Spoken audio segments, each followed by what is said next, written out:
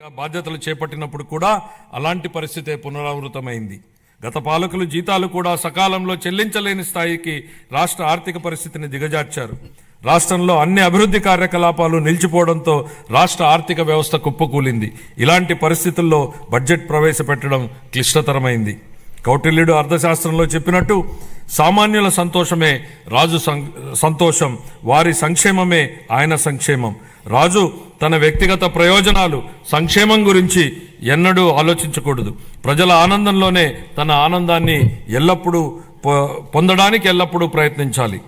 నందరాజ వంశపు దుర్మార్గపు పాలన తర్వాత సుసంపన్నమైన మరియు న్యాయపాలనను స్థాపించడంలో చంద్రగుప్త మౌర్యుడికి కౌటిల్యుడి మార్గదర్శకం వహించినట్లే గత ప్రభుత్వ పాలనలోని విధ్వంసకర విధానాల తర్వాత గౌరవనీయ ముఖ్యమంత్రి గారు పారదర్శక, సంక్షేమం మరియు శాంతి భద్రతలతో కూడిన పాలనతో ప్రగతి పథం వైపు నడిపిస్తున్నారు.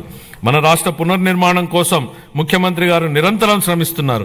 మన రాష్ట్రంలో లభ్యమవుతున్న మౌలిక సదుపాయాల అవసరాలను బేరీజు వేసి కొత్త ఆర్థిక వృద్ధి అంశాలను గుర్తించి కొత్త విధి విధానాలతో రాష్ట్ర పురోగమనానికి కావలసిన విధానాన్ని సంస్కరణలను తీసుకువచ్చారు. గౌరవ ముఖ్యమంత్రి శ్రీ నారా చంద్రబాబు నాయుడు గారు మన రాష్ట్రాభివృద్ధి కోసం 1990వ దశకంలోనే విజన్ 2020 డాక్యుమెంట్ను రూపొందించారు. అప్పటి ప్రతిపక్షాలు ఆ ఆలోచనని విమర్శించాయి. కానీ నేటి హైదరాబాద్ను చూసినట్లయితే వారి విజన్ సాకారమైంది. ఇదే ఆయన దార్శనికతకు, సామర్థ్యానికి నిదర్శనం. మళ్ళీ 2024లో మరొక గొప్ప విజన్ను దిశానిర్దేశం చేస్తూ గౌరవ ముఖ్యమంత్రి గారు స్వర్ణాంధ్ర 2047కు శ్రీకారం చుట్టి రాష్ట్రాభివృద్ధికి మార్గనిర్దేశనం చేశారు.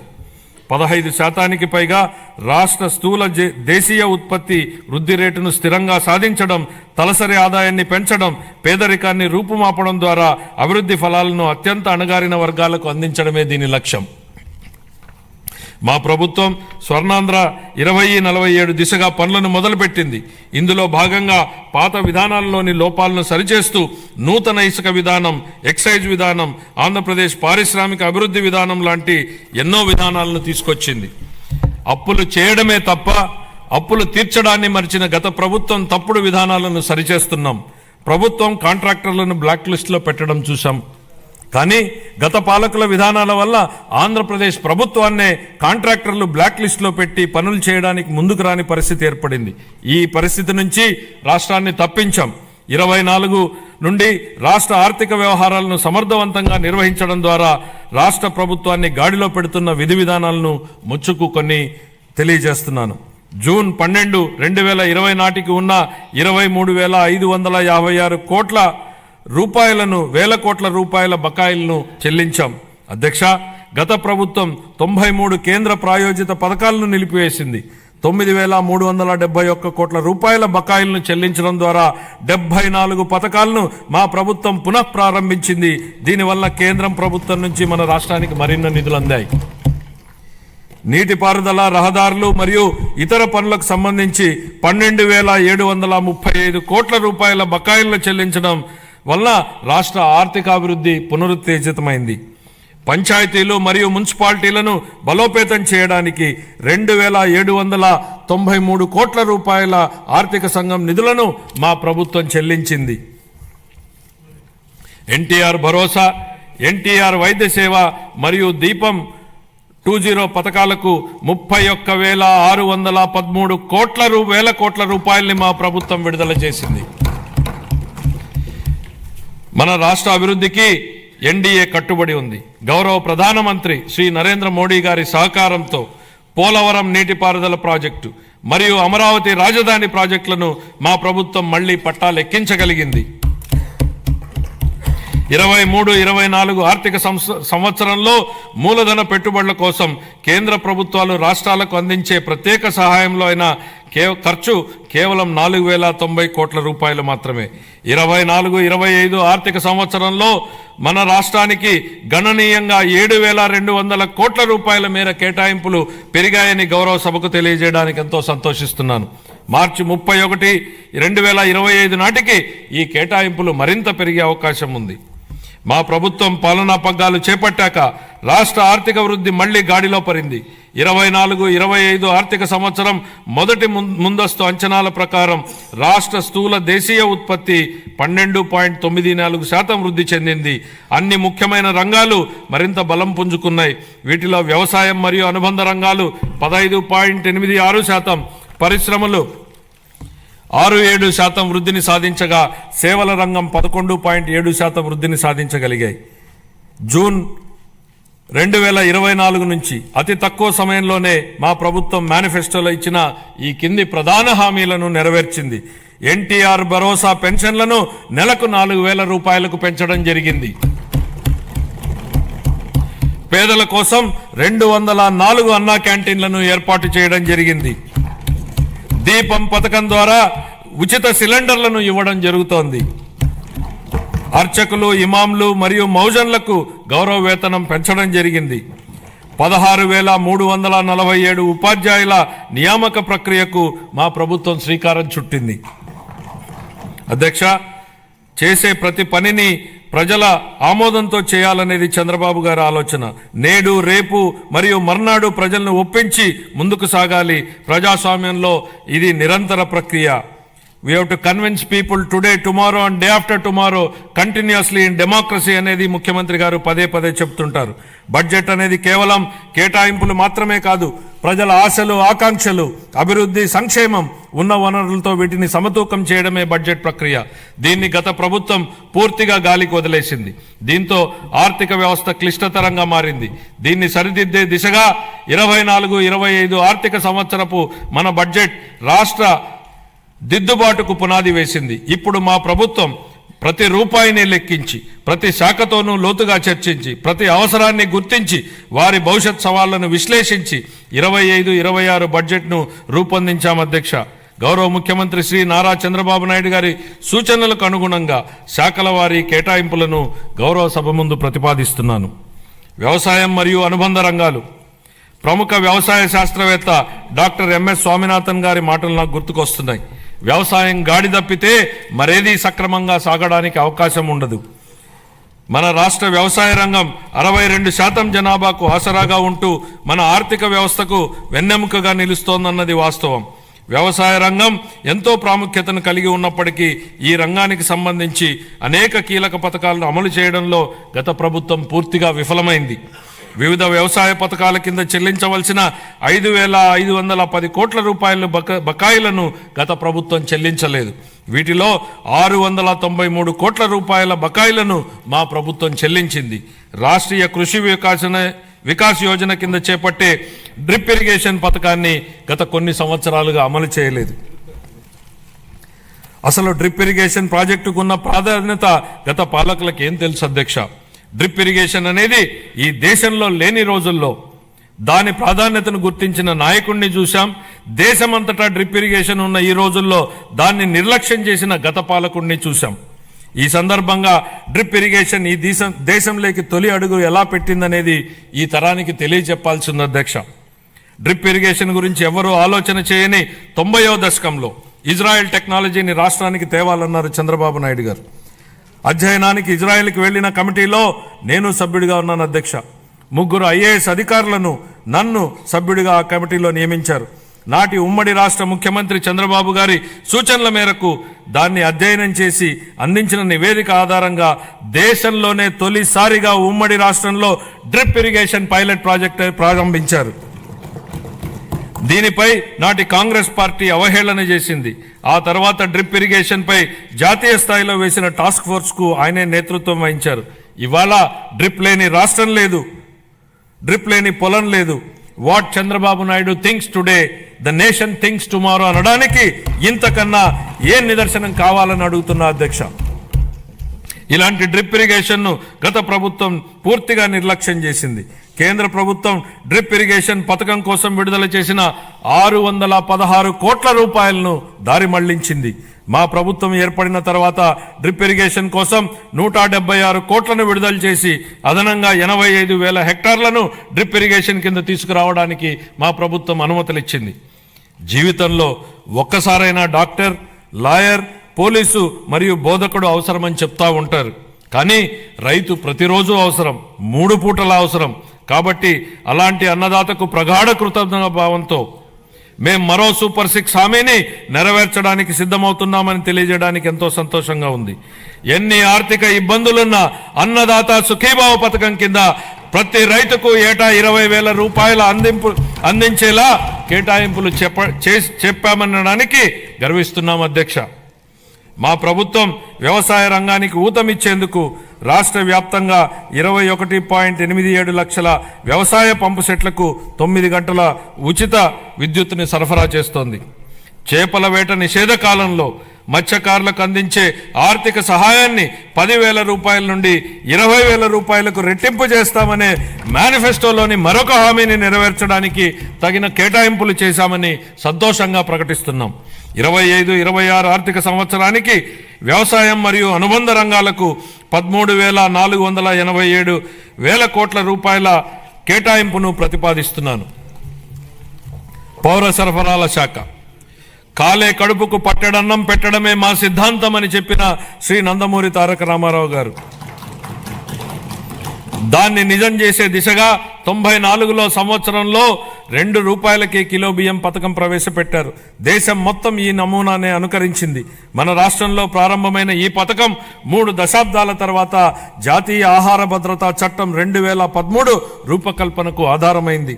ప్రజా పంపిణీ వ్యవస్థ ద్వారా పేదలకు నాణ్యమైన బియ్యాన్ని మా ప్రభుత్వం సరఫరా చేస్తోంది. వచ్చే విద్యా సంవత్సరం నుండి మధ్యాహ్న భోజనం కింద ప్రభుత్వ పాఠశాలలకు మరియు సాంఘిక సంక్షేమ వసతి గృహాలకు ప్రత్యేకంగా ప్యాక్ చేయబడిన నాణ్యమైన బియ్యం సరఫరా చేయబడుతుందని గౌరవ సభకు తెలియజేస్తున్నాను. గత ప్రభుత్వం నిర్లక్ష్యం చేసిన ధాన్య సేకరణ ప్రక్రియను మా ప్రభుత్వం మెరుగుపరిచింది. వ్యవసాయ రాబడిలో వరి కొనుగోళ్లకు ఇచ్చే మద్దతు ధర ముఖ్యమైనది అని మనందరికీ తెలుసు. 2024 ఖరీఫ్ కాలానికి గాను 5.50 లక్షల మంది రైతులకు 32.7 లక్షల మెట్రిక్ టన్నుల ధాన్యం కొనుగోళ్లకు గాను మా ప్రభుత్వం 7,564 కోట్ల రూపాయలను 48 గంటల్లోనే చెల్లించడం జరిగిందని గౌరవ సభకు తెలియజేస్తున్నాను. వాస్తవానికి 90% మంది రైతులకు 24 గంటల్లోనే చెల్లింపులు జరిగాయి. గత ప్రభుత్వ హయాంలో పెండింగ్లో ఉంచిన ధాన్యం కొనుగోలు చెల్లింపులకు సంబంధించి 1,674 కోట్ల రూపాయలను మా ప్రభుత్వం చెల్లించింది. తన సోదరీమణుల వంటింటి కష్టాల నుండి గట్టెక్కించడానికి మన గౌరవ ముఖ్యమంత్రి గారు 1999 సంవత్సరంలో దీపం పథకాన్ని తెచ్చారు. ఆ పథకం సాంప్రదాయ కట్టెల పొయ్యి వాడకం నుండి ఎల్పిజి సిలిండర్ల వాడకం వైపుకు పేద మహిళలు మారడానికి దోహదం చేసింది. మహిళలు మహారాణులు అనే విశ్వాసంతో మా ప్రభుత్వం ఆ వారసత్వాన్ని నేడు కొనసాగిస్తూ దీపం 2.0 పథకాన్ని ప్రారంభించింది. ఈ పథకం కింద 90.1 లక్షల మందికి అర్హులైన లబ్ధిదారులకు సంవత్సరానికి 3 ఎల్పిజి సిలిండర్లను మా ప్రభుత్వం ఉచితంగా అందిస్తోంది. ఈ 25-26 ఆర్థిక సంవత్సరానికి గాను దీపం 2.0 పథకం కోసం 2,601 కోట్ల రూపాయల కేటాయింపును ప్రతిపాదిస్తున్నాను. ఈ ఆర్థిక సంవత్సరానికి గాను పౌర సరఫరాల శాఖకు 3,806 కోట్ల రూపాయల కేటాయింపును ప్రతిపాదిస్తున్నాను. సంక్షేమ రంగం ప్రజలకు సామాజిక సంక్షేమాన్ని అందించడమే అధికారం యొక్క ఏకైక విధి బెంజమిన్ డిస్రేలి అన్నారు. స్వర్ణాంధ్ర విజన్ 2047 లక్ష్యాలకు అనుగుణంగా మేనిఫెస్టోలో ఇచ్చిన మా హామీలను అమలు చేస్తూ బడుగు బలహీన వర్గాల సంక్షేమానికి మా ప్రభుత్వం పెద్దపీట వేస్తోంది. వృద్ధులను ఓటు బ్యాంకుగా పరిగణించకుండా వారి జీవితాలకు ఆసరా కల్పించడాన్ని మా ప్రభుత్వం ఒక సామాజిక బాధ్యతగా భావించి మన గౌరవ ముఖ్యమంత్రి గారు సామాజిక భద్రతను ఆర్థిక కోణంలో కాకుండా మానవతా దృక్పథంతో చూస్తూ లక్షల కుటుంబాలకు పెద్ద కొడుకుగా మారి 35 రూపాయలతో ప్రారంభమైన పింఛన్ను ఎన్టీఆర్ భరోసా పింఛన్ల పేరుతో ఇప్పుడు 4,000 రూపాయలకు పెంచడం జరిగింది. దేశంలోనే అత్యధిక సామాజిక భద్రతా పెన్షన్లు ఇస్తున్న రాష్ట్రం మన రాష్ట్రమే. మేనిఫెస్టోలో ఇచ్చిన హామీ మేరకు ఎన్టీఆర్ భరోసా పథకంలో భాగంగా మా ప్రభుత్వం పెన్షన్లను వివిధ విభాగాలలో 4,000 రూపాయల నుండి 15,000 రూపాయల వరకు లబ్ధిదారులకు అందిస్తూ నిజమైన సంక్షేమానికి ఆదర్శంగా నిలుస్తోంది. షెడ్యూల్ కులాలు మరియు తెగల విద్యార్థులకు విద్యా సామాజిక భద్రత మరియు ఆర్థిక సాధికారతలపై మా ప్రభుత్వం దృష్టి సారించి వారి కోసం ప్రీ మెట్రిక్ పోస్ట్ మెట్రిక్ ఉపకార వేతనాలను అందిస్తోంది. మా ప్రభుత్వం మొత్తం 27.39 లక్షల మంది షెడ్యూల్ తెగల సామాజిక ఆర్థిక అభివృద్ధికి కట్టుబడి ఉంది. దీనిలో 4.93 లక్షల మంది బలహీన గిరిజనులకు మా ప్రభుత్వం ఐటీడీఏ ప్రాంతంలోని గిరిజనుల విద్య, వైద్యం, మౌలిక సదుపాయాలు, జీవనోపాధి, నైపుణ్యాభివృద్ధి, స్వయం ఉపాధి వంటి వివిధ రంగాలలో సంక్షేమం మరియు అభివృద్ధి కార్యక్రమాలను అమలు చేయడం ద్వారా వారి ఉన్నతికి దోహదపడుతోంది. ఇమాంలు, మౌజన్లు గౌరవ వేతనంగా ఇవ్వవలసిన 90 కోట్ల రూపాయలను 1 సంవత్సరం పాటు గత ప్రభుత్వం చెల్లించలేదు. మా ప్రభుత్వం వచ్చిన తర్వాత వారికి గౌరవ వేతనాన్ని 15,000 రూపాయల చొప్పున చెల్లించాం. నిర్వీర్యమైన వక్ఫ్ బోర్డుని పునరుద్ధరించాం. మద్యం లైసెన్సుల్లో 10% కల్లు గీత కార్మికులకు కేటాయించడం జరిగింది. ధూపదీప నైవేద్యాలకు 10,000 మరియు అర్చకులకు కనీస గౌరవ వేతనాన్ని 15,000కు పెంచాం. ఇంతేకాకుండా పేదలపై భారాన్ని తగ్గించడానికి దారిద్ర్య రేఖకు దిగువనున్న ఎస్సీ, ఎస్టీ కుటుంబాలకు నెలకు 200 యూనిట్ల ఉచిత విద్యుత్తును మా ప్రభుత్వం అందిస్తోంది. అలాగే దారిద్ర్య రేఖకు దిగువన ఉన్న వెనుకబడిన తరగతులకు చెందిన చేనేత అన్నలకు, నాయి బ్రాహ్మణుల సెలూన్లకు ఉచితంగా విద్యుత్తును అందిస్తున్నాం. చేతి వృత్తులు, హస్తకళాకారులు, ఇతర సాంప్రదాయ వృత్తుల వారికి గతంలో అండగా నిలిచిన ఆదరణ పథకాన్ని పునఃప్రారంభిస్తున్నాం. ఈ పథకం అందించే పనిముట్లు మరియు ఉపకరణాల వినియోగంతో ఉత్పాదకత పెరిగి స్థిరమైన ఆదాయం పొందడానికి దోహదపడుతుంది.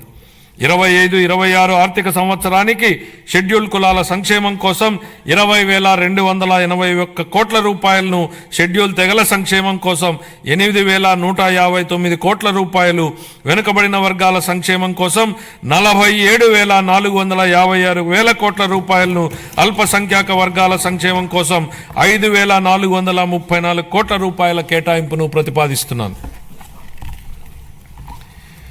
మహిళాభివృద్ధి మరియు శిశు సంక్షేమం. అసంబద్ధ సామాజిక కట్టుబాట్లను ధిక్కరించి భారతదేశంలో తొలి మహిళా ఉపాధ్యాయులుగా గుర్తింపు పొందిన శ్రీమతి సావిత్రిబాయి పూలే ఈ విధంగా అన్నారు: ఒక మహిళకు సాధికారత కల్పిస్తే మొత్తం సమాజాన్నే ఉద్ధరించినట్లవుతుంది. మా నాయకుడు గౌరవ ముఖ్యమంత్రి శ్రీ నారా చంద్రబాబు నాయుడు గారు ఈ సిద్ధాంతాన్ని దృఢంగా విశ్వసించి స్వయం సహాయక సంఘాల ద్వారా మహిళలకు సాధికారత కల్పించిన మొదటి వ్యక్తి. వంట గదికే పరిమితమైన మహిళలు స్వయం సహాయక సంఘాల ద్వారా సామాజిక ఉద్యమంలో భాగస్వాములయ్యారు. మన రాష్ట్రం స్వయం సహాయక సంఘాల ఉద్యమానికి పర్యాయపదంగా దేశానికి ఆదర్శంగా నిలిచింది. నేడు మన రాష్ట్రంలో 10 లక్షలకు పైగా స్వయం సహాయక సంఘాలు పనిచేస్తూ రాష్ట్ర ఆర్థిక కార్యకలాపాలలో ప్రముఖ పాత్ర పోషిస్తున్నాయి. స్వయం సహాయక సంఘాల ద్వారా సాధించిన ఈ సాధికారత ఎంతగా ఉందంటే రాష్ట్ర సంక్షేమ విధానాలను మరియు రాజకీయాలను ప్రభావితం చేసే శక్తిగా డ్వాక్రా వ్యవస్థ రూపొందింది. స్త్రీ నిధికి కేటాయించిన నిధుల్లో 750 కోట్ల రూపాయలను గత ప్రభుత్వం పక్కదారి పట్టించింది. మహిళా స్వయం సహాయక సంఘాల సభ్యుల ఆర్థిక సాధికారతకు ఎంతో విఘాతం కలిగించింది. మహిళల ఆర్థిక అభ్యున్నతిలో స్వయం సహాయక సంఘాల కీలక పాత్ర పోషించేలా మా ప్రభుత్వం దిద్దుబాటు చర్యలు చేపడుతోంది. సమగ్ర శిశు అభివృద్ధి పథకం, మిషన్ శక్తి వంటి పథకాల ద్వారా మహిళలు, పిల్లలు మరియు కౌమార దశలో ఉన్న వారికి తగిన పోషకాహారం అందించేందుకు మా ప్రభుత్వం అనేక చర్యలు తీసుకుంటోంది. మేనిఫెస్టోలో హామీ మేరకు అంగన్వాడీ కార్యకర్తలకు గ్రాట్యుటీ మంజూరు చేసిన ఘనత మా ప్రభుత్వానిదే. వృద్ధుల సంరక్షణ కోసం కొత్తగా 12 వృద్ధాశ్రమాలు మంజూరు చేయడం జరిగింది. 25-26 ఆర్థిక సంవత్సరానికి గాను మహిళలు, పిల్లలు, దివ్యాంగులు మరియు వృద్ధుల సంక్షేమ శాఖకు 4,332 కోట్ల రూపాయల కేటాయింపును ప్రతిపాదిస్తున్నాను. నైపుణ్యాభివృద్ధి గురించి మన గౌరవనీయ ముఖ్యమంత్రి గారి మాటల్లో, జ్ఞాన ఆధారిత ఆర్థిక వ్యవస్థలో నిరంతరం నైపుణ్యాలను మెరుగుపరుచుకోవడం చాలా కీలకం. కాలానుగుణంగా మారుతున్న పరిశ్రమల యొక్క అవసరాలను తీర్చడానికి నైపుణ్యం కలిగిన మానవ వనరులు చాలా ముఖ్యం.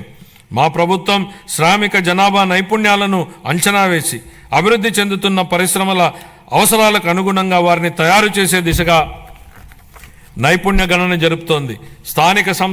స్థానిక పరిశ్రమల డిమాండ్ను తీర్చడానికి నిరుద్యోగ యువతకు మరియు కళాశాల డ్రాపౌట్లకు శిక్షణ ఇచ్చేందుకు 83 పారిశ్రామిక శిక్షణ సంస్థలలో నైపుణ్య కేంద్రాలను ఏర్పాటు చేయడం జరిగింది. ప్రధానమంత్రి జన్ వికాస్ కార్యక్రమం కింద అల్పసంఖ్యాక వర్గాల వారి కోసం ప్రత్యేకంగా 4 కొత్త పారిశ్రామిక శిక్షణ సంస్థలను ఏర్పాటు చేయడానికి ఇప్పటికే ప్రతిపాదనలు చేయడం జరిగింది. 25-26 ఆర్థిక సంవత్సరానికి నైపుణ్యాభివృద్ధి మరియు శిక్షణా శాఖకు 1,228 కోట్ల రూపాయల కేటాయింపును ప్రతిపాదిస్తున్నాను. పాఠశాల విద్య. గత ప్రభుత్వ దుర్మార్గపు పాలన కాలంలో రాష్ట్ర విద్యా వ్యవస్థపై దృష్టి సారించకపోవడం, నిర్లక్ష్యం మరియు తప్పుడు విధానాల వలన మన రాష్ట్రంలోని 2.43 లక్షల మంది విద్యార్థులు బడి మానివేయడంతో వారి భవిష్యత్ ప్రమాదంలోకి నెట్టివేయబడింది. ఇలాంటి పరిస్థితుల్లో విద్యా వ్యవస్థను చక్కదిద్దే అత్యంత కఠినమైన బాధ్యతను మంత్రి నారా లోకేష్ గారు తన భుజస్కంధాల మీద వేసుకున్నారు. నేటి బాలలే రేపటి పౌరులనే భావనతో విద్యా వ్యవస్థను ప్రక్షాళన చేయడం మొదలుపెట్టారు. రిజల్ట్ ఓరియంటెడ్ ఎడ్యుకేషన్ పై దృష్టి సారించి ఆర్టిఫిషియల్ ఇంటెలిజెన్స్ వంటి టెక్నాలజీ విషయాలను ప్రధాన పాఠ్యాంశాలుగా తీసుకురావడానికి ఆయన చేసిన ప్రయత్నాలతో మన పిల్లలు ప్రపంచ స్థాయిలో పోటీపడి రాణించడానికి సిద్ధమవుతున్నారు. సమాజానికి విద్య ఎంత అవసరమో చైనీయుల సామెత ద్వారా వ్యక్తీకరించబడింది. మీరు సంవత్సరానికి ప్రణాళిక వేస్తే వరి నాటండి, దశాబ్దానికి ప్రణాళిక వేస్తే చెట్లు నాటండి, జీవితకాలానికి ప్రణాళిక వేస్తే ప్రజలకు విద్య నేర్పండి. పిల్లలకు విద్య అందించడం తల్లిదండ్రులకు భారం కాకూడదని మా ప్రభుత్వం బలంగా విశ్వసిస్తోంది. ఏ కారణం చేతను ఏ బిడ్డ విద్యకు దూరం కాకూడదని విశ్వసిస్తున్నాం. ప్రతి తల్లి తన పిల్లలను పాఠశాలకు పంపేలా ప్రోత్సహించే లక్ష్యంతో మరో సూపర్ 6 హామీని అమలు పరిచే దిశగా తల్లికి వందనం పథకాన్ని ప్రారంభిస్తున్నాం. 25-26 విద్యా సంవత్సరం నుంచి ఈ పథకం కింద 15,000 రూపాయల ఆర్థిక సహాయాన్ని అందించుతున్నాం. చదువుకునే ప్రతి విద్యార్థి తల్లికి ఈ పథకాన్ని అందించడానికి కేటాయింపులు జరుపుతున్నాం. ఈ పథకం ప్రభుత్వ మరియు ప్రైవేటు పాఠశాలలో 1 నుండి 12వ తరగతి వరకు చదువుతున్న పిల్లలకు వర్తిస్తుంది. అదేవిధంగా సర్వేపల్లి రాధాకృష్ణ విద్యామిత్ర పథకం ద్వారా 35.69 లక్షల మంది విద్యార్థులకు ఉచితంగా పుస్తకాలు, యూనిఫామ్లు, డొక్కా సీతమ్మ మధ్యాహ్న బడి భోజనం పథకం ద్వారా విద్యార్థులకు పౌష్టికాహారాన్ని అందిస్తున్నాం. ఉపాధ్యాయులకు స్నేహపూర్వక వాతావరణంలో కూడిన విద్యా వ్యవస్థ కోసం గౌరవనీయ మానవ వనరుల అభివృద్ధి శాఖ మంత్రి నారా లోకేష్ గారి చొరవతో మా ప్రభుత్వం అన్ని ప్రభుత్వ పాఠశాలలకు ఉచిత విద్యుత్తును అందించాలని నిర్ణయించిందని గౌరవ సభకు ఎంతో సంతోషంగా ప్రకటిస్తున్నాను. ఇది స్థానిక సంస్థలపై ఆర్థిక భారాన్ని తగ్గించడమే కాక ఉపాధ్యాయులు మరియు విద్యార్థులకు ఒత్తిడి లేని వాతావరణాన్ని కల్పిస్తుంది. 25-26 ఆర్థిక సంవత్సరానికి పాఠశాల విద్యాశాఖకు 31,805 కోట్ల రూపాయలను కేటాయింపును ప్రతిపాదిస్తున్నాను. ఉన్నత విద్య. భవిష్యత్ సవాళ్లను విద్యార్థులకు సిద్ధం చేయడానికి మరియు అందరికీ సమాన అవకాశాలు కల్పించడం కోసం బలమైన సమ్మిళిత ఉన్నత విద్యా వ్యవస్థ నిర్మించడానికి ప్రభుత్వం అంకిత భావంతో ఉంది. ఈ కార్యక్రమం కింద మల్టీ డిసిప్లినరీ విద్య మరియు పరిశోధనా విశ్వవిద్యాలయాల స్థాపన, పాలిటెక్నిక్ విద్యలో క్రెడిట్ ఆధారిత వ్యవస్థను ప్రవేశపెట్టడం, అధునాతన తరగతి గదులు, ప్రయోగశాలలు, డిజిటల్ లైబ్రరీలతో విద్యాలయాలను ఆధునీకరించడం వంటి కీలక నిర్ణయాల ద్వారా మన విద్యార్థులను అంతర్జాతీయ ప్రమాణాలకు అనుగుణంగా తయారు చేస్తున్నాం. ప్రపంచవ్యాప్తంగా ఉన్న ప్రముఖ 100 విశ్వవిద్యాలయాల్లో మన రాష్ట్ర విశ్వవిద్యాలయాలను నిలపడమే మేము లక్ష్యంగా పెట్టుకున్నాం. 25-26 ఆర్థిక సంవత్సరానికి గాను ఉన్నత విద్యాశాఖకు 2,506 కోట్ల రూపాయలను కేటాయింపును ప్రతిపాదిస్తున్నాను. ఆరోగ్య రంగం. గత ప్రభుత్వ పాలనలో ఆరోగ్య రంగం పూర్తిగా నిర్లక్ష్యానికి గురైన విషయాన్ని మనం చూశాం అధ్యక్ష. సకాలంలో చెల్లింపులను చేయకపోవడంతో మందుల కొరత, సౌకర్యాల కొరత, సేవల కొరతకు కారణమైంది అధ్యక్ష. వైద్య రంగంలో దాదాపు 6,400 కోట్ల రూపాయల బకాయిలను వారసత్వంగా ఇచ్చారు అధ్యక్ష. దీనిలో 1,624 కోట్ల రూపాయలను చెల్లించి తిరిగి గాడిలో పెట్టేటువంటి ప్రయత్నాలు ప్రారంభించాం. నిర్లక్ష్యానికి గురైన వైద్యారోగ్య రంగాన్ని గాడిలో పెట్టడమే కాకుండా ఈ శాఖకు సంబంధించి ప్రజారోగ్యానికి సంబంధించి మేనిఫెస్టోలో ఇచ్చిన హామీలను అమలు చేస్తున్నాం. దీనిలో భాగంగా ఇప్పటికే ఉన్న ఎన్టీఆర్ వైద్య సేవ పథకానికి తోడుగా ప్రతి కుటుంబానికి నాణ్యమైన వైద్య సేవలు అందించేందుకు పేద మధ్యతరగతి ప్రజలకు ఆసుపత్రులకు వెళ్లిన వెంటనే ఎటువంటి ఇబ్బంది లేకుండా కార్పొరేట్ వైద్యం అందేలా పథకాన్ని రూపొందించాం. దీనిలో భాగంగా ప్రతి కుటుంబానికి 25 లక్షల రూపాయల ఆరోగ్య బీమా పథకాన్ని అందుబాటులోకి తీసుకొచ్చేందుకు మా ప్రభుత్వం ప్రణాళికలు చేపట్టింది. ఈ ఏడాదిలోనే ఈ పథకాన్ని అమల్లోకి తేనున్నాం. దీంతో పాటు ఆసుపత్రుల్లో మందుల సరఫరా, మెరుగైన వైద్య సేవలు, పారిశుద్ధ్యం వంటివి ఇప్పటికే చేపడుతున్నాం అధ్యక్ష. 25-26 ఆర్థిక సంవత్సరానికి వైద్య ఆరోగ్య మరియు కుటుంబ సంక్షేమ శాఖకు 19,264 కోట్ల రూపాయల కేటాయింపును ప్రతిపాదిస్తున్నాను అధ్యక్ష. పంచాయతీరాజ్ మరియు గ్రామీణాభివృద్ధి. గ్రామాలు శక్తి సంపన్నమై స్వయం సమృద్ధి మరియు సాధికారతలతో తొలతూగకపోతే దేశాభివృద్ధి అసంపూర్తిగానే ఉండిపోతుంది. దీన్ దయాళ్ ఉపాధ్యాయ అన్న మాటల అధ్యక్ష. గ్రామీణ ప్రాంతాల అవసరాలను తీర్చాల్సిన గురుతర బాధ్యతను గత ప్రభుత్వం విస్మరించింది. రహదారులు, తాగునీటి వంటి కనీస అవసరాలను పొందడం ప్రజల హక్కు అయినప్పటికీ గత ప్రభుత్వం వీటిపై దృష్టి పెట్టలేదు. స్థానిక సంస్థల నిధులను పక్కదారి పట్టించడం వల్ల మన రాష్ట్ర గ్రామీణ ఆర్థిక వ్యవస్థలపై ఇది ప్రభావం చూపి గ్రామ పంచాయతీల హోదాను దిగజార్చింది. గౌరవనీయ ఉప ముఖ్యమంత్రి శ్రీ పవన్ కళ్యాణ్ గారి మార్గదర్శకంలో ప్రజల జీవన ప్రమాణాలు మెరుగుపరచాలనే లక్ష్యంతో మా ప్రభుత్వం గ్రామీణాభివృద్ధిలో ముందడుగు వేస్తోంది. ప్రజల చురుకైన భాగస్వామ్యంతో మా ప్రభుత్వం సమగ్ర గ్రామ పంచాయతీ అభివృద్ధి ప్రణాళికలను రూపొందించి గ్రామాలలో సిమెంట్ రోడ్లు, తార్ రోడ్లు, పశువుల పాకలు తదితర 30,000 పనులకు మంజూరు చేయడం జరిగింది. 4,300 కిలోమీటర్ల మేరకు మంజూరైన సీసీ రోడ్లలో ఇప్పటికే 3,000 కిలోమీటర్ల రోడ్లు పూర్తయ్యాయి. మరో 1,300 కిలోమీటర్ల మేర రోడ్లు తుది నిర్మాణ దశలో ఉన్నాయి. వీటి ఫలితంగా గ్రామీణ ప్రాంతాలలో పరిశుభ్రమైన వాతావరణం ఏర్పడి ఆర్థిక కార్యకలాపాలు, ఉపాధి కల్పన జరిగింది. గత ప్రభుత్వం 5 ఏళ్లుగా స్మార్ట్ ఎల్ఈడి వీధి దీపాల పథకాన్ని పూర్తిగా నిర్లక్ష్యం చేసింది. 150 కోట్ల రూపాయల మేరకు బకాయిలను చెల్లించడం ద్వారా మా ప్రభుత్వాన్ని ఈ కార్యక్రమాన్ని పునరుద్ధరించింది.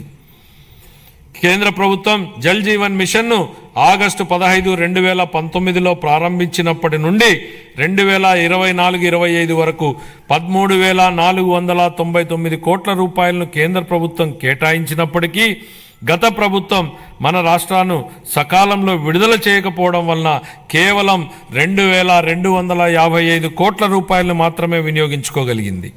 ఛత్తీస్గఢ్, జార్ఖండ్, గుజరాత్, ఒడిశా వంటి రాష్ట్రాలు 23-24 సంవత్సరానికి కేంద్రం నుంచి మనకంటే తక్కువ కేటాయింపులు పొందినప్పటికీ మన రాష్ట్రం కంటే ఎక్కువ నిధులను వినియోగించుకున్నాయి. మా ప్రభుత్వం ఈ పథకాన్ని పునరుద్ధరించడానికి చొరవ తీసుకుంది. మా ప్రభుత్వ అభ్యర్థన మేరకు ఈ పథకం గడువును 2028 వరకు పొడిగించిన కేంద్ర ప్రభుత్వానికి ఈ గౌరవ సభ ద్వారా ధన్యవాదాలు తెలియజేస్తున్నాను. దీనిలో భాగంగా సుస్థిర ఉపరితల నీటి రిజర్వాయర్ల నుండి 95.44 లక్షల గ్రామీణ గృహాలకు నీరు అందించాలని మా ప్రభుత్వం లక్ష్యంగా పెట్టుకుంది. మహాత్మా గాంధీ జాతీయ గ్రామీణ ఉపాధి హామీ పథకం కింద 45.3 లక్షల కుటుంబాలకు చెందిన 72 లక్షల మందికి ఉపాధి కల్పించడం జరిగింది. మా ప్రభుత్వం రైతులకు మేలు చేకూరేలా పొలాలకు అనుసంధాన రహదారులు వేస్తోంది. అన్ని గ్రామాలలో స్వచ్ఛ భారత్ మిషన్ కింద ఘన మరియు ద్రవ వ్యర్థాల నిర్వహణ కార్యకలాపాలను చేపట్టడం వలన అవి పరిశుభ్రమైన మరియు ఆదర్శ గ్రామాలుగా మార్పు చెందనున్నాయి.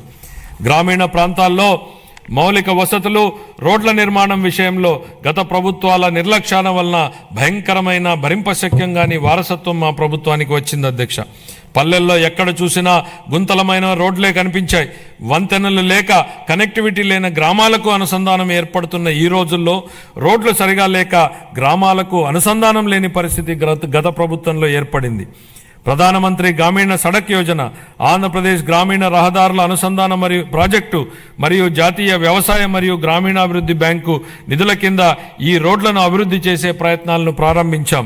అన్ని వాతావరణ పరిస్థితులను తట్టుకోగలిగే రహదారులను నిర్మించి అనుసంధానతను కల్పించే దిశగా PM జన్మన్ పథకం మన రాష్ట్రంలో అమలు చేయబడుతోంది. 2025-26 ఆర్థిక సంవత్సరానికి గాను పంచాయతీరాజ్ మరియు గ్రామీణాభివృద్ధి శాఖకు 18,847 కోట్ల రూపాయల కేటాయింపును ప్రతిపాదిస్తున్నాను. పట్టణాభివృద్ధి. వేగంగా పెరుగుతున్న జనాభా దృష్ట్యా సమర్థవంతమైన పట్టణ ప్రణాళికను రూపొందించడం చాలా ముఖ్యం. పెరుగుతున్న పట్టణీకరణ అవసరాలను తీర్చడానికి అనుగుణంగా అభివృద్ధి చెందుతున్న నగరాలు మౌలిక సదుపాయాలను కలిగి ఉండాలి. రాష్ట్రాన్ని సర్వనాశనం చేసేలా ప్రణాళికాబద్ధంగా వికేంద్రీకరణ మంత్రాన్ని జపించిన గత ప్రభుత్వం బిల్లుల చెల్లింపుల విషయానికి వచ్చేటప్పటికి మాత్రం కేంద్రీకృత విధానాన్ని అమలు చేసింది. ఉదాహరణకు మున్సిపాలిటీలలో చేసే చెల్లింపులను గత ప్రభుత్వం కేంద్రీకృతం చేసింది అధ్యక్ష. దీని ద్వారా స్థానిక స్వపరిపాలన స్ఫూర్తికి గత ప్రభుత్వం పాతరేసింది.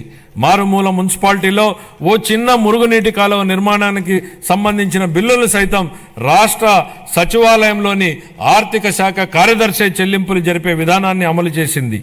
కేంద్రీకృత చెల్లింపుల విధానం నుంచి మున్సిపాలిటీలకు ఆర్థిక స్వేచ్ఛను కల్పించాలన్న గౌరవ ముఖ్యమంత్రి గారి ఆలోచనలకు అనుగుణంగా ఏప్రిల్ 1, 2025 నుండి మున్సిపాలిటీల బిల్లుల చెల్లింపును కేంద్రీకృత విధానం నుంచి వేరు చేసి బిల్లులు చెల్లించే అధికారాన్ని మున్సిపాలిటీలకే ఇస్తున్నాం.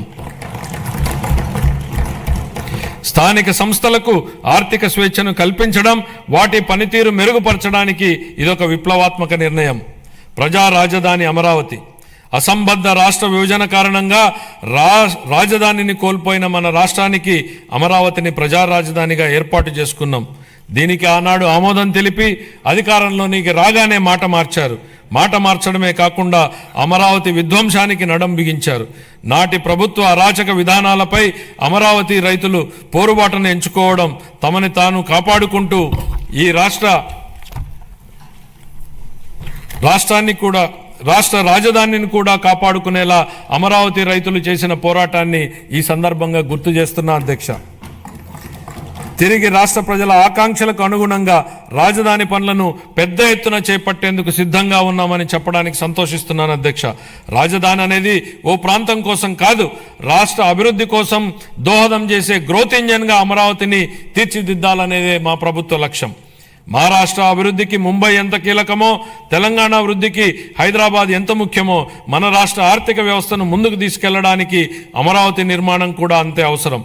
గౌరవనీయ ప్రధానమంత్రి శ్రీ నరేంద్ర మోడీ గారి సహకారంతో ప్రపంచ స్థాయి మౌలిక సదుపాయాలు, పెట్టుబడులు మరియు ఉపాధి అవకాశాలను కల్పించడం ద్వారా అమరావతిని ముంబై మరియు హైదరాబాద్లతో సరితూగే ఆర్థిక శక్తిగా అభివృద్ధి చేయడానికి మా ప్రభుత్వం కృషి చేస్తోంది.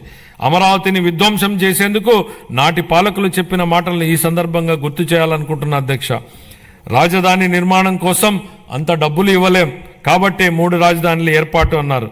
ఇవాళ మేం రాజధాని పనుల నిర్మాణం కోసం బడ్జెట్ నుంచి ₹1 కూడా కేటాయించలేదు అధ్యక్ష. కానీ రాజధాని పనులు ప్రారంభం కాబోతున్నాయి. మా ముఖ్యమంత్రి గారు చెప్పిన విధంగా అమరావతి సెల్ఫ్ సస్టైనబుల్ ప్రాజెక్ట్ అని నిరూపితమైంది. తనకు తానే ఆర్థిక వనరులు సంపాదించుకునే ప్రాజెక్ట్ అమరావతి అని కళ్ల ముందు కనపడుతోంది. ప్రపంచ బ్యాంకు, ఆసియా అభివృద్ధి బ్యాంకు మరియు హడ్కో వంటి ఆర్థిక సంస్థల సహకారంతో కేంద్ర ప్రభుత్వం ద్వారా అమరావతి నిధులు సమకూర్చుకునే ఏర్పాటును మా ప్రభుత్వం ఏర్పాటు చేసింది. దీంతో బడ్జెట్ సహాయం లేకుండానే స్వీయ పెట్టుబడి వనరులు కలిగిన రాజధాని నగర ప్రాజెక్టుగా అమరావతి మారింది. మా ప్రభుత్వం మున్సిపాలిటీల పరిధిలో చెత్త సేకరణకు వేసిన చెత్త పన్నును రద్దు చేసింది. చెత్త పన్ను ప్రస్తావన వచ్చిన నేపథ్యంలో ఓ విషయాన్ని సభ దృష్టికి తీసుకురాదలిచాను అధ్యక్ష. మీరు ఆనాడు ప్రతిపక్షంలో ఓ మాట అన్నారు. చెత్త మీద వేసిన చెత్త పన్నును ప్రస్తావిస్తూ నాటి పాలకుల మీద మీరు చేసిన వ్యాఖ్యలు పెను ప్రకంపనలు సృష్టించాయి. అది అక్షరాల నిజమని ప్రజలు తమ జూన్ 24 తీర్పు ద్వారా స్పష్టం చేశారు అధ్యక్ష. గత పాలకులు రాష్ట్రానికి అప్పులనే కాదు, చెత్తను కూడా మనకు వారసత్వంగా వదిలేసి వెళ్లారు. రాష్ట్రంలో 83 లక్షల మెట్రిక్ టన్నుల చెత్తను ఎత్తకుండా వదిలి వెళ్లిపోయింది గత ప్రభుత్వం.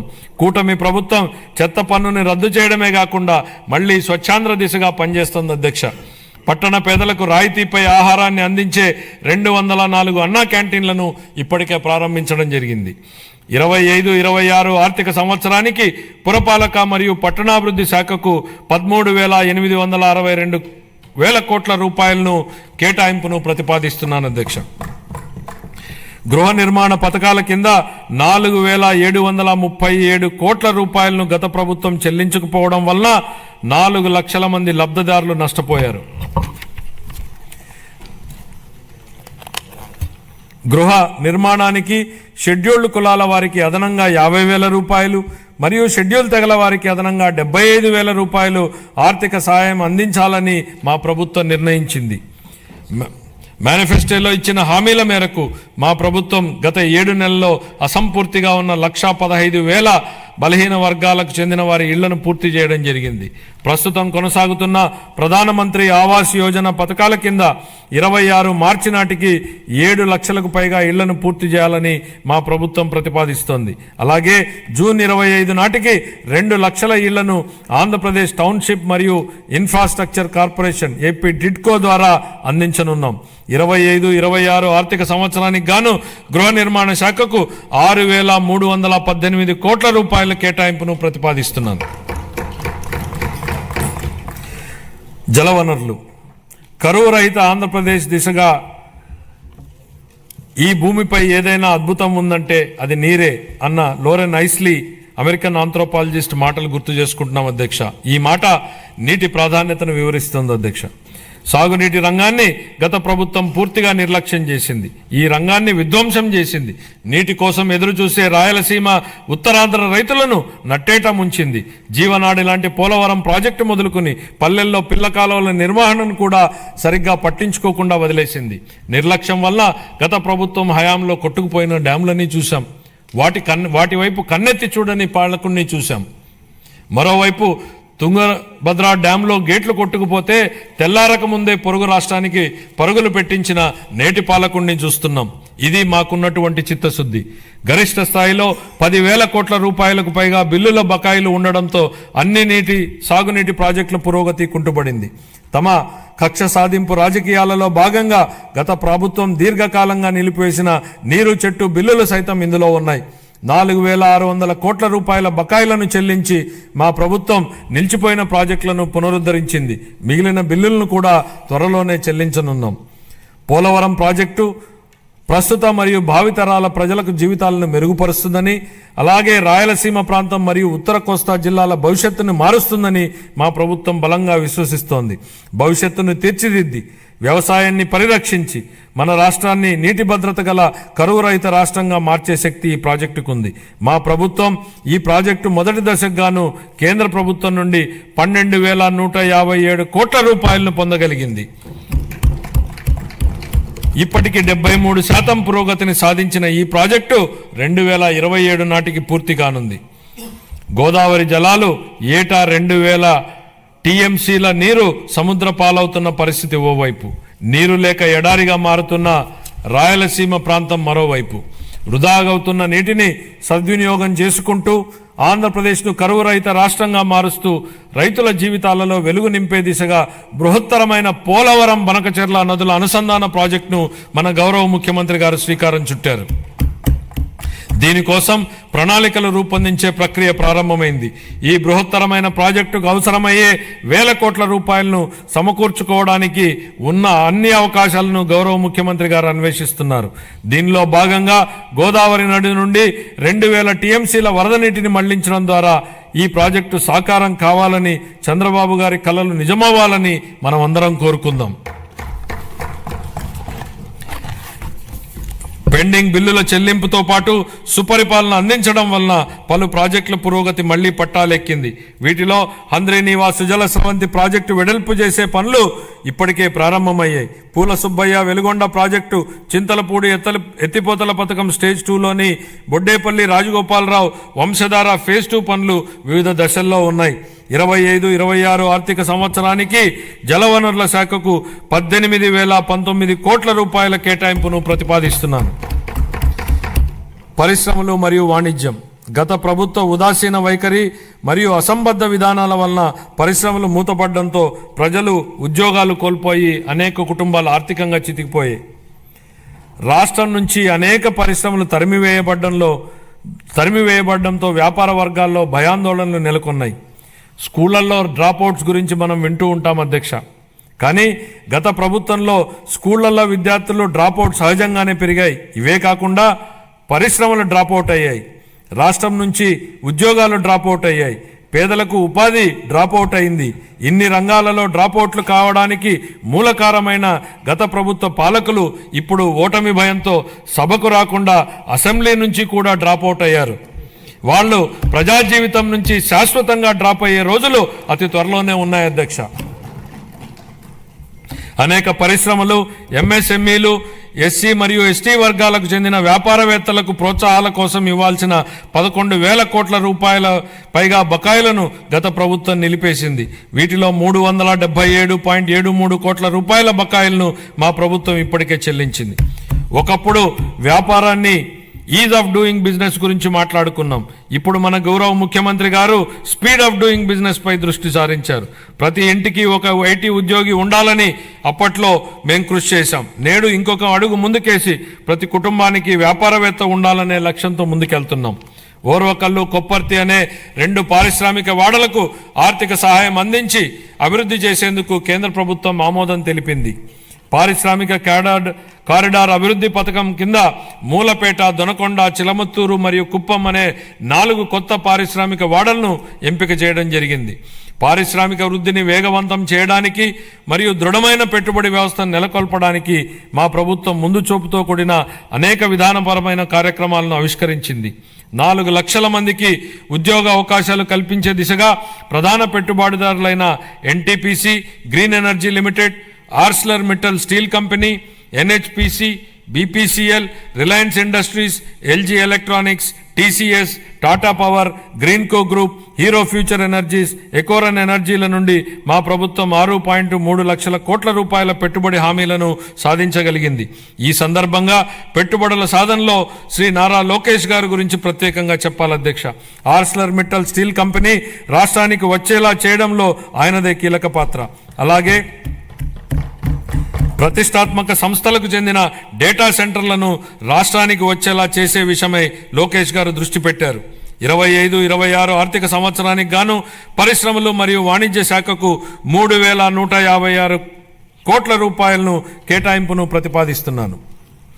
ఇంధన రంగం ప్రమాణ స్వీకారం చేసిన రోజునే గత ప్రభుత్వం విద్యుత్ కొనుగోలు ఒప్పందాలను రద్దు చేస్తున్నట్లు ప్రకటించడంతో విద్యుత్ రంగం సర్వనాశనమైంది. అసమర్థ పాలన, అప్పులు పెరిగి మరియు టారిఫ్ భారం కారణంగా ఈ రంగం 1.29 లక్షల కోట్ల రూపాయలకు పైగా నష్టాలను చవిచూసింది. విద్యుత్ కొనుగోలు ఒప్పందాలను గత ప్రభుత్వం నిర్లక్ష్యంగా రద్దు చేయడంతో మన రాష్ట్రం అధిక ధరకు విద్యుత్తును కొనుగోలు చేయాల్సి వచ్చింది. దీనివల్ల ట్రూ అప్ ఛార్జీల పేరుతో ప్రజలపై పెనుభారం మోపబడింది. గౌరవ ముఖ్యమంత్రి గారి దార్శనిక నాయకత్వంలో మన రాష్ట్ర ఇంధన రంగం నేడు పునరుజ్జీవం పొందుతోంది. గ్రీన్ హైడ్రోజన్ ఉత్పత్తిలో 2030 నాటికి భారతదేశం యొక్క మొత్తం ఉత్పత్తిలో 1/3 సాధించాలనే ధ్యేయంతో రాష్ట్రాన్ని గ్రీన్ హైడ్రోజన్ హబ్గా మార్చడమే మా ప్రభుత్వ లక్ష్యం. Andhra Pradesh integrated clean energy policy 24 పునరుత్పాదక ఇంధన తయారీ జోన్ల ఏర్పాటు చేయడం ద్వారా ఇంధన రంగంలో పెట్టుబడులను ఆకర్షించి 7.5 లక్షల మందికి ప్రత్యక్ష మరియు పరోక్ష ఉపాధి అవకాశాలను కల్పించే ప్రయత్నాలు జరుగుతున్నాయి. 25-26 ఆర్థిక సంవత్సరానికి గాను ఇంధన శాఖకు 13,600 కోట్ల రూపాయల కేటాయింపును ప్రతిపాదిస్తున్నాను. రవాణా మరియు రహదారి భవనాల శాఖ గత పాలకుల నిర్లక్ష్యం వలన మరియు నిర్వహణ లోపం వలన రాష్ట్ర రహదారులు అధ్వానంగా తయారవడంతో పాటు ఉన్న మౌలిక సదుపాయాల పురోగతి కూడా కొన్ని సంవత్సరాలు వెనుకకు మరలింది. రహదారుల పునరుద్ధరణకు చేపట్టినటువంటి పాట్ హోల్ ఫ్రీ ఆంధ్ర గణనీయమైన పురోగతిని సాధించింది. మరమ్మతులు చేపట్టిన 20,059 కిలోమీటర్లలో 17,605 కిలోమీటర్ల మేర రహదారి పనులు కేవలం 3 నెలల వ్యవధిలో పూర్తి చేయడం జరిగింది. అదనంగా జిల్లా ప్రధాన కేంద్రాల నుండి మండల ప్రధాన కేంద్రాల వరకు మరియు వాటిని ఆనుకుని ఉన్న మండల ప్రధాన కేంద్రాల మధ్య 2 వరుసల రహదారి అనుసంధాన పనులు చేపడుతున్నాం. వీటిలో భాగంగా ఆంధ్రప్రదేశ్ మండల అనుసంధాన మరియు గ్రామ అనుసంధాన మెరుగుదల ప్రాజెక్టు మరియు ఆంధ్రప్రదేశ్ రహదారులు మరియు వంతెనల పునర్నిర్మాణ ప్రాజెక్టుల కింద 2,522 కిలోమీటర్ల రహదారి విస్తరణ పనులు మరియు 464 వంతెన పునర్నిర్మాణ పనులు ఉన్నాయి. 25-26 ఆర్థిక సంవత్సరానికి రవాణా రహదారులు మరియు భవనాల శాఖకు 8,785 కోట్ల రూపాయలను కేటాయింపును ప్రతిపాదిస్తున్నాం. పర్యాటక మరియు క్రీడలు మరియు సంస్కృతి ఆంధ్రప్రదేశ్ పర్యాటక విధానం 24-29 ద్వారా మా ప్రభుత్వం పర్యాటక రంగానికి పరిశ్రమ హోదాను కల్పించడం జరిగింది. అత్యంత పర్యావరణ ప్రమాణాలతో కూడిన ప్రతిష్టాత్మక బ్లూ ఫ్లాగ్ సర్టిఫికేషన్ను ఋషికొండ బీచ్ నిలుపుకుంది. దీనికి తోడు అఖండ గోదావరి, గండికోట వంటి ఐకానిక్ పర్యటన ప్రాజెక్టులు పర్యాటకానికి అగ్రశ్రేణి గమ్యస్థానంగా రాష్ట్రం యొక్క ఖ్యాతిని ఇనుమడింపజేస్తున్నాయి. ఆంధ్రప్రదేశ్ క్రీడా విధానం 24-29 ద్వారా మెరుగైన క్రీడా సంస్కృతిని పెంపొందించడానికి మరియు క్రీడా నైపుణ్యాలను ప్రోత్సహించడానికి మా ప్రభుత్వం కట్టుబడి ఉంది. క్షేత్రస్థాయి క్రీడాకారులను ప్రోత్సహించి వారి క్రీడా శిక్షణను మెరుగుపరచడం ద్వారా మన రాష్ట్రాన్ని క్రీడా ప్రతిభకు ప్రముఖ కేంద్రంగా నిలబెట్టడమే ఈ క్రీడా విధానం యొక్క ముఖ్య ఉద్దేశం. 25-26 ఆర్థిక సంవత్సరానికి యువజన, పర్యాటక మరియు సాంస్కృతిక శాఖకు 469 కోట్ల రూపాయల కేటాయింపును ప్రతిపాదిస్తున్నాను. గృహ మంత్రిత్వ శాఖ గత ప్రభుత్వం అనుసరించే విధానాల వలన పోలీసు బలగాల స్థైర్యంపై దెబ్బతీశాయి, వారి సామర్థ్యాన్ని కుంగదీశాయి. దీని ఫలితంగా రాష్ట్రంలో అరాచకం రాజ్యం చేసింది. మాదక ద్రవ్యాలు అడ్డు అదుపు లేకుండా తాండవించాయి. పోలీసు బలగాల ఆత్మస్థైర్యాన్ని పెంపొందించడం కోసం 920 కోట్ల రూపాయల మేర పేరుకుపోయిన బకాయిల నుండి 250 కోట్ల రూపాయల బకాయిలను ఇటీవలే చెల్లించాం. గత ప్రభుత్వం 2 ఏళ్లుగా నిలిపేసిన గ్రూప్ పర్సనల్ యాక్సిడెంట్ ఇన్సూరెన్స్ పాలసీని మా ప్రభుత్వం పునరుద్ధరించడం జరిగింది. పోలీస్ దళం ఆధునీకరణ పథకం కింద 61.20 కోట్లని విడుదల చేశాం. శాంతి భద్రతలను బలోపేతం చేయడానికి మరియు ఉపాధి కల్పించడానికి 6,100 మంది పోలీసు కానిస్టేబుళ్ల నియామ ప్రక్రియ జరుగుతోంది. గంజాయి, ఇతర మాదక ద్రవ్యాల సాగు మరియు వీటి అక్రమ రవాణాను నిరోధించడానికి elite anti narcotic group of law enforcement ఈగల్ను మా ప్రభుత్వం ఏర్పాటు చేయడం జరిగింది. సైబర్ నేరాల ముప్పు పెరుగుతుండడంతో ప్రతి జిల్లాలో ఒక సైబర్ పోలీస్ స్టేషన్ని ఏర్పాటు చేయడానికి ప్రణాళికలు రూపొందించడం జరుగుతోంది. పోలీసు శాఖను మరింత చురుగ్గా తీర్చిదిద్దేందుకు వాహనాల కొనుగోలుకు మా ప్రభుత్వం కృషి చేస్తోంది. 25-26 ఆర్థిక సంవత్సరానికి గృహ మంత్రిత్వ శాఖకు 8,570 కోట్ల రూపాయల కేటాయింపును ప్రతిపాదిస్తున్నాను. రెవెన్యూ శాఖ గత ప్రభుత్వం ఆంధ్రప్రదేశ్ భూ హక్కు చట్టాన్ని సరైన జాగ్రత్తలు తీసుకోకుండా హడావిడిగా తీసుకొచ్చింది. ప్రజల నుండి వచ్చిన తీవ్రమైన ఒత్తిడి మేరకు ఈ చట్టాన్ని రద్దు చేసి భూ యాజమాన్యంపై ప్రజలకు ఉన్న భయాన్ని మా ప్రభుత్వం తొలగించింది. గ్రామ స్థాయిలో భూ సమస్యలను పరిష్కరించడానికి మా ప్రభుత్వం 17,403 గ్రామాలలో రెవెన్యూ సదస్సులను నిర్వహించి ఇప్పటి వరకు 90,315 అర్జీలను పరిష్కరించడం జరిగింది. సుమోటో కుల ధృవీకరణ విధానం ద్వారా రాష్ట్రంలోని అన్ని కుటుంబాలకు కుల ధృవీకరణ పత్రాలను ఆన్లైన్లో అందుబాటులో ఉంచడం జరిగింది. ఫ్రీ హోల్డ్ భూముల పునఃపరిశీలన చేపట్టి పూర్తి చేశాం. రీసర్వే పూర్తయిన 6,688 గ్రామాలలో గ్రామ సభలను జరిపి ఫిర్యాదుల పరిష్కారానికి తాజా ప్రాదేశిక డేటాను నిర్వహించడం జరుగుతోంది. కార్మిక శాఖ దారిద్ర్య రేఖకు దిగువన ఉన్న కుటుంబాల భద్రత కోసం కుటుంబ యజమానికి చంద్రన్న బీమా పథకం అమలుకు సంబంధించిన విధి విధానాలను నిర్ణయించేందుకు వర్కింగ్ కమిటీ ఏర్పాటు చేశాం. గుంటూరు, శ్రీ సిటీ, కర్నూలు, పెనుగొండ, అచ్యుతాపురం, శ్రీకాకుళం మరియు నెల్లూరు జిల్లాలలో ఈఎస్ఐ ఆసుపత్రుల నిర్మాణానికి భూములను గుర్తించడం జరిగింది. తిరుపతిలో ఈఎస్ఐ ఆసుపత్రిని 50 నుండి 100 పడకలకు పెంచడానికి ఆమోదించడం జరిగింది. ఇతర విధానాలు గౌరవ ముఖ్యమంత్రి గారి మార్గదర్శకంలో ఈ కింద ముఖ్య విధానాలను మా ప్రభుత్వం తీసుకొస్తోంది. వైబిలిటీ గ్యాప్ ఫండింగ్ ఆర్థిక శాఖకు సంబంధించి కొన్ని కీలక అంశాలు ప్రస్తావించాలి అధ్యక్ష. బడ్జెట్ అనగానే రూపాయి రాక పోక, కేటాయింపులు, అప్పులు, ఆదాయం, ఖర్చులు, లోటు మిగులు, రెవెన్యూ వ్యయం, మూలధన వ్యయం ఇవి సామాన్యుడికి అర్థం కాని పడికట్టు పదాలు. ప్రజల కోసం పెట్టే బడ్జెట్ను ప్రజలకు అర్థమయ్యే భాషలో చెప్పాల్సిన బాధ్యత మనపై ఉంది అధ్యక్ష. గతంలో ఎన్నడూ లేని విధంగా మూలధన వ్యయం గురించి ఎక్కువ చర్చ జరుగుతోంది అధ్యక్ష. మూలధనం వ్యయం అంటే ఏమిటనేది సామాన్యుడి భాషలో చెప్పాలంటే ఒక రైతు భూమిని కొనడం మూలధన వ్యయం, ఆ భూమిని సాగు చేసుకోవడానికి అవసరమైన బావి తవ్వడం, బోర వేయడం మూలధన వ్యయం.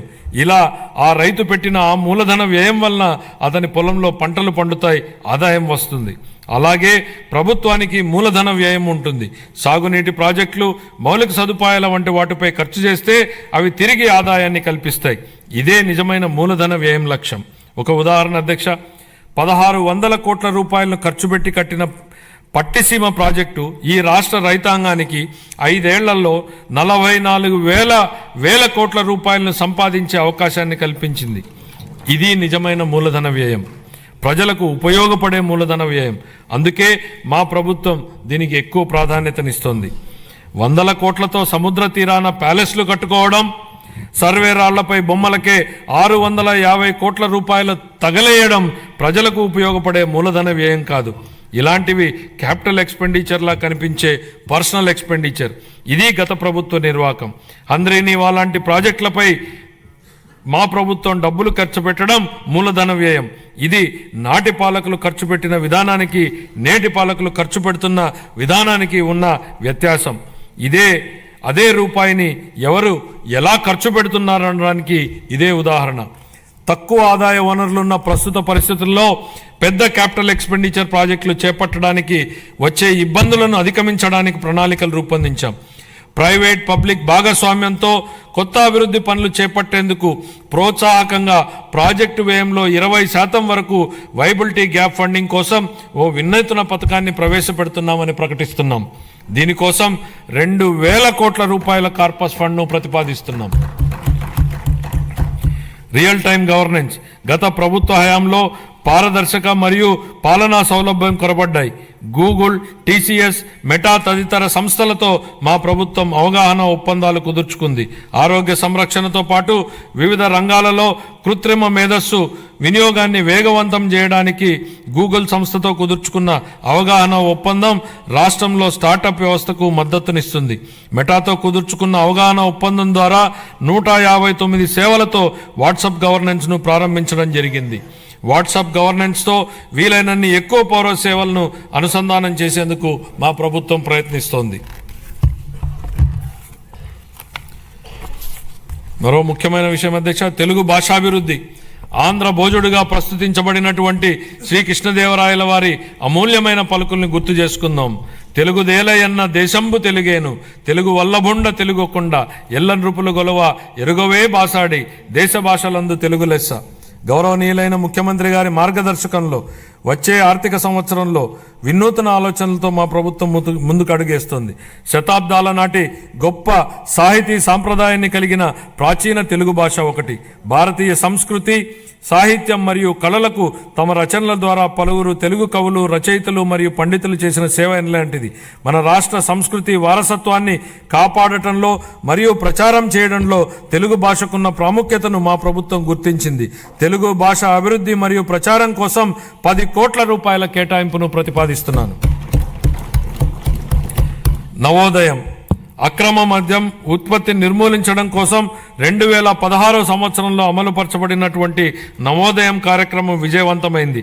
నేడు రాష్ట్రాన్ని అక్రమ మద్యం, మాదక ద్రవ్యాలు మరియు గంజాయి రహిత రాష్ట్రంగా మార్చాలనే ధ్యేయంతో మా ప్రభుత్వం నవోదయం 2.0 కార్యక్రమాన్ని ప్రారంభించింది. ఆల్కహాల్ డీ అడిక్షన్ కోసం పనిచేస్తున్న ప్రసిద్ధ సంస్థలతో కలిసి మా ప్రభుత్వం వ్యసనాల బారి నుండి ప్రజలను, ముఖ్యంగా యువతను రక్షించడానికి అవగాహన కార్యక్రమాలను విస్తృతంగా చేపట్టనుంది. ఈ కార్యక్రమానికి 10 కోట్ల రూపాయల కేటాయింపును ప్రతిపాదిస్తున్నాం. రతన్ టాటా ఇన్నోవేషన్ హబ్ను మా ప్రభుత్వం అమరావతిలో ఏర్పాటు చేయనుంది. దీని ద్వారా నూతన ఆవిష్కరణలను ప్రోత్సహించడం, పారిశ్రామిక వ్యవస్థలను ఏర్పాటు చేయడం మరియు స్టార్టప్లకు మార్గదర్శనం వహించడం జరుగుతుంది.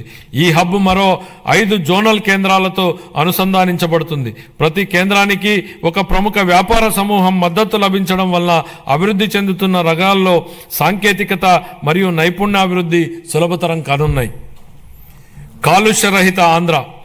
దేశ రాజధాని ఢిల్లీలోని పరిస్థితిని చూస్తే కాలుష్య ప్రమాదం స్పష్టంగా కనపడుతుంది. మన రాష్ట్రం కాలుష్యం బారిన పడకుండా మా ప్రభుత్వం చర్యలు తీసుకుంటోంది. హరిత శక్తిని ప్రోత్సహించి మరియు రాష్ట్రంలో పచ్చదనాన్ని 50% పెంచడానికి ద్వారా మా ప్రభుత్వం కృషి చేస్తోంది. ఈ చర్యలతో మన ప్రభుత్వం నెట్ జీరో ఎకానమీగా మార్పు చెందడానికి మా ప్రభుత్వం కృషి చేస్తోంది. 23-24 ఖాతాలు. ఆంధ్రప్రదేశ్ అకౌంటెంట్ జనరల్ వారు ఖరారు చేసిన ఆర్థిక లెక్కల ప్రకారం 23-24 ఆర్థిక సంవత్సరానికి గాను రెవెన్యూ లోటు 38,682 కోట్ల రూపాయలు మరియు ద్రవ్యలోటు 62,719 కోట్ల రూపాయలుగా చెప్పడం జరిగింది. రాష్ట్ర స్థూల దేశీయ ఉత్పత్తిలో రెవెన్యూ లోటు మరియు ద్రవ్యలోటు వరుసగా 2.7% గాను 4.41% గాను ఉన్నాయి. 24-25కు సవరించిన అంచనాల ప్రకారం 24-25 ఆర్థిక సంవత్సరానికి రెవెన్యూ వ్యయం 2,24,342 కోట్ల రూపాయలు కాగా మూలధన వ్యయం 24,072 కోట్ల రూపాయలు. 24-25 ఆర్థిక సంవత్సరంలో రెవెన్యూ లోటు దాదాపు 48,311 కోట్లు కాగా ఇదే కాలానికి ద్రవ్యలోటు దాదాపు 73,362 కోట్ల రూపాయలు. ఇవి రాష్ట్ర స్థూల దేశీయ ఉత్పత్తిలో వరుసగా 3.1% గాను మరియు 4.57% గాను ఉన్నాయి. 25-26 బడ్జెట్ అంచనాలు. 25-26 ఆర్థిక సంవత్సరానికి గాను నేను 3,22,359 కోట్ల రూపాయల వ్యయాన్ని ప్రతిపాదిస్తున్నాను. ఇందులో రెవెన్యూ వ్యయం అంచనా 2,51,162 కోట్ల రూపాయలు మరియు మూలధన వ్యయం అంచనా 40,635 కోట్ల రూపాయలు. ఇదే కాలానికి రెవెన్యూ లోటు 33,185 కోట్ల రూపాయలు మరియు ద్రవ్యలోటు 79,926 కోట్ల రూపాయలుగా ప్రతిపాదిస్తున్నాను.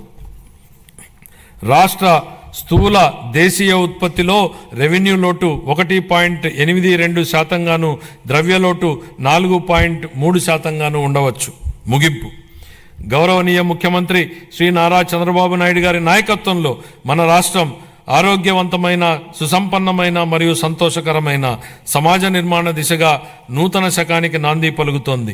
హెల్తీ, వెల్తీ, హ్యాపీ స్టేట్ మా లక్ష్యం. స్వర్ణాంధ్ర 2047 ఎంతో ఆశావహం. ఇది కష్టతరమైనప్పటికీ సాధ్యమే. గత ఏడాది నుండి మన రాష్ట్రంలో జరుగుతున్న ప్రగతిశీల పరివర్తన మనమందరం ఆశావహ దృక్పథంతో, ఆత్మవిశ్వాసంతో గర్వంగా ముందుకు సాగడానికి కావలసిన ప్రోత్సాహం ఇస్తుంది. 1944లో సుభాష్ చంద్రబోస్ గారు భారత జాతీయ సైన్య సభ్యులతో ఇలా అన్నారు: నాకు రక్తాన్ని ఇవ్వండి, నేను మీకు స్వాతంత్రాన్ని ఇస్తాను. దేశ స్వాతంత్ర సాధనకు ఈ పిలుపు స్ఫూర్తినిచ్చింది. గొప్ప నాయకులు క్లిష్ట సమయాలలో తమ ప్రజలను ఉత్తేజపరిచి ప్రజల ఉజ్వల భవిష్యత్తు వైపుకు నడిపిస్తారు. ఈ సందర్భంగా మహాకవి శ్రీశ్రీ గారి మాటల్ని గుర్తు చేసుకుందాం. నేను సైతం ప్రపంచాగ్నికి సమిధనొక్కటి ఆహుతి ఇచ్చాను, నేను సైతం విశ్వవృష్టికి అశ్రు ఒక్కటి ధారపోశాను. ఈ స్ఫూర్తితో గౌరవ ముఖ్యమంత్రి శ్రీ నారా చంద్రబాబు నాయుడు గారి నాయకత్వంలో నేను, మీరు, మనమందరం మనవంతు తోడ్పాటు అందించి స్వర్ణాంధ్ర ప్రదేశ్ లక్ష్య సాధనను సాకారం చేసుకుందాం. ఈ మాటలతో ఇప్పుడు మన రాష్ట్ర బడ్జెట్ను గౌరవ సభ ఆమోదం కోసం ప్రతిపాదిస్తున్నాను. జై ఆంధ్రప్రదేశ్, జై హింద్.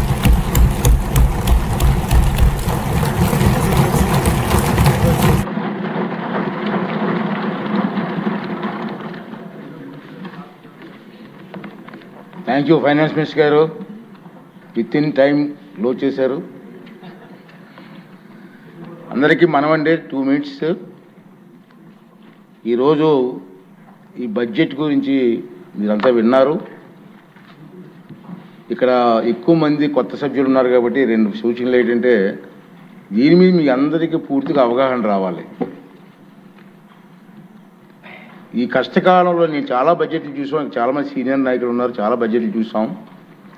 ఈ కష్టకాలంలో చంద్రబాబు నాయుడు గారు, పవన్ కళ్యాణ్ గారు ఇద్దరు కలిసి నాయకత్వంలో ఒక మంచి బడ్జెట్ని ప్రవేశపెట్టారు. ఎందుకంటే కష్టకాలంలో మిగతా రోజులు వేరు, నష్టపోయిన రాష్ట్రంలో ఈ బడ్జెట్ గురించి ప్రతి ఒక్కరికి కూడా పూర్తి అవగాహన కావాలి. ఇక 2 రోజులు టైం ఉంది మనకి. రేపు ఎల్లుండి కూడా సెలవు ఇస్తున్నాం. మళ్ళీ మండే వస్తాం మనం. 3 days దీని మీద డిస్కషన్ ఉంటుంది. మీరు ఏదో మాట్లాడడం కోసం కాదు, మీకు అవగాహనతో, పూర్తి అవగాహనతో ఈ సబ్జెక్ట్ మీద మీరు ఇక డిస్కస్ చేయాలి. దానికోసం మీరు ప్రయత్నం చేయండి.